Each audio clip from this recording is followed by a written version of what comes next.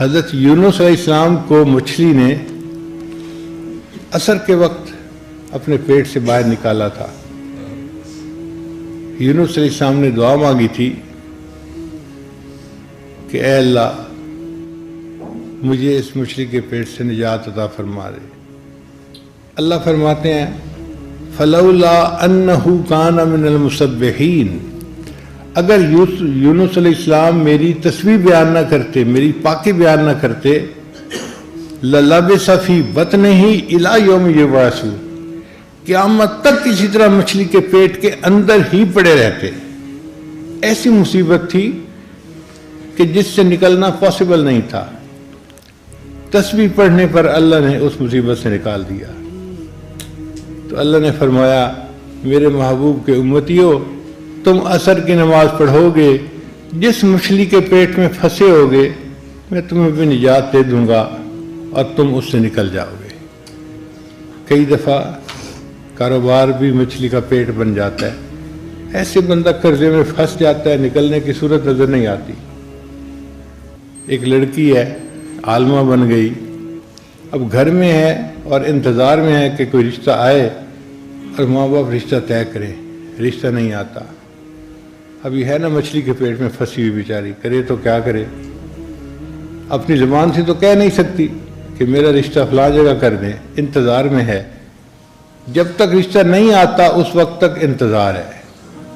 اب اس مچھلی کے پیٹ سے یہ کیسے نکلے گی؟ جب یہ تسبیح بیان کرے گی، اللہ اس کو قرض کی مچھلی سے، حالات کی مچھلی سے، پریشانی کی مچھلی سے، پیٹ سے اس کو نجات عطا فرما دیں گے۔ اس لیے یہ تسبیح کا عمل بہت ہمارے لیے فائدہ مند عمل ہے۔ تو یونس علیہ السلام کو عصر کے بعد چونکہ مچھلی نے پیٹ سے نکالا تھا، تو اللہ نے فرمایا میرے بندو تم عصر کی نماز ادا کرو گے، تم اگر ذلت کی مچھلی کے پیٹ میں پھنسے ہوئے ہوگے نا اور نکلنے کی کوئی صورت نظر نہیں آتی ہوگی، میں تمہیں اس میں سے بھی نکال دوں گا اور تمہیں نجات عطا فرما دوں گا۔ پھر سوال پیدا ہوتا ہے کہ مغرب کی نماز کیوں فرض کی؟ اللہ نے فرمایا میرے بندو تم نے سارے دن میں جو غلطیاں کوتاہیاں کی، بندے ہو نا، ضعیف البنیان ہو، انسان ہو، تو اگر مغرب وقت تم نماز پڑھ لو گے تو میں تمہارے سارے دن کے کیے ہوئے گناہوں کو معاف فرما دوں گا، میں تمہاری فائل کلوز کر دوں گا، سب کچھ مٹا کے ڈیلیٹ کر کے۔ اور عشاء کی نماز صرف امت محمدیہ کی خصوصیت ہے، اس سے پہلے کسی امت کو عشاء کی نماز نہیں ملی، صرف اسی امت کو ملی۔ کیوں ملی؟ کہ اللہ نے اپنے محبوب صلی اللہ علیہ وسلم کو عشاء کے وقت معراج عطا فرمایا تھا۔ فرمایا میرے محبوب کے امتیو، تم عشاء کے وقت عشاء کی نماز پڑھو گے، میں اس کے بدلے تمہیں روحانی معراج عطا فرما دوں گا۔ اس لیے یہ 5 نمازیں ہم پر اللہ کا احسان ہے جو اللہ نے فرض فرمائی اور ہمیں پڑھنے کی توفیق عطا فرمائی۔ سوال پیدا ہوتا ہے کہ فرضوں میں 2 رکعت فرض، 3 رکعت فرض، 4 رکعت فرض مختلف نمازوں میں ہوتے ہیں، ایسا کیوں ہے؟ 1 رکعت فرض کیوں نہیں؟ یا کچھ اور تعداد کیوں نہیں؟ علماء نے اس کا جواب لکھا۔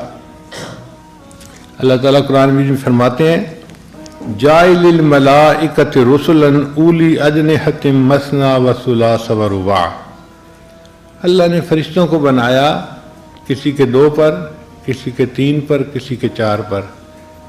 میرے بندو فرشتوں کو پرواز ملتی ہے 2 پروں سے، 3 پروں سے، 4 پروں سے۔ تم میرے بندے ہو، تم نماز ادا کرو گے، اس کی رکعتیں 2، 3 اور 4 ہوں گی فرض، اور ان فرضوں کی رکعتوں کے ادا کرنے پر تمہیں میری طرف روحانی پرواز نصیب ہو جائے گی۔ پھر ایک سوال پیدا ہوتا ہے کہ صبح سے لے کے عشاء تک کی نمازوں میں 17 رکعتیں فرض واجب کیوں ہیں؟ یہ 17 رکعتیں بنتی ہیں 2 فجر کی، 4 ظہر کی 6، پھر 4 عصر کی 10، پھر 3 مغرب کی 13 اور 4 عشاء کی، تو 17 رکعتیں ہو گئیں۔ تو 17 رکعتیں فرض کیوں ہیں؟ علماء نے جواب دیا کہ اللہ تعالیٰ نے معراج میں اپنے محبوب کو 17 چیزوں کی سیر کروائی تھی، 7 آسمان، 8 جنتیں، تو کتنے ہو گئے؟ 8 اور 7 اور 1 عرش اور 1 کرسی، تو 17 رکعتوں کی سیر کروائی تھی۔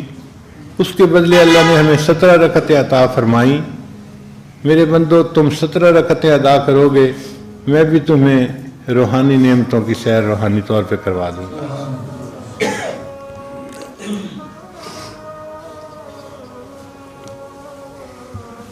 سوال پیدا ہوتا ہے، نماز میں فاتحہ کیوں اتنا ضروری ہے؟ کہ نبی علیہ السلام نے ارشاد فرمایا، لا صلاۃ الا بفاتحۃ الکتاب،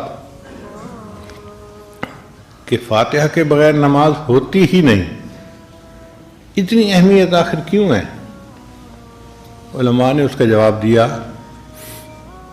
کہ اللہ تعالیٰ نے جو کچھ ساری آسمانی کتابوں میں اتارا، اس کا خلاصہ اللہ نے قرآن مجید میں اتار دیا، اور جو کچھ اللہ نے پورے قرآن پاک میں اتارا، اس کا خلاصہ اللہ نے سورہ بقرہ میں اتار دیا، اور جو کچھ اللہ نے سورہ بقرہ میں اتارا، اس کو اللہ نے سورہ فاتحہ میں اتار دیا۔ اس لیے فاتحۃ الکتاب، جیسے دروازہ ہوتا ہے نا کمرے کا، تو اللہ نے اس کو کتاب کا دروازہ بنا دیا ہے۔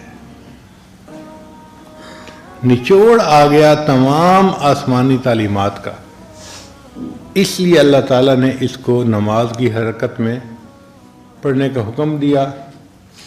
مقتدی خود پڑھے یا اس کی طرف سے امام پڑھے، یہ الگ مسئلہ ہے۔ بہرحال فاتحہ پڑھنی ضروری ہے۔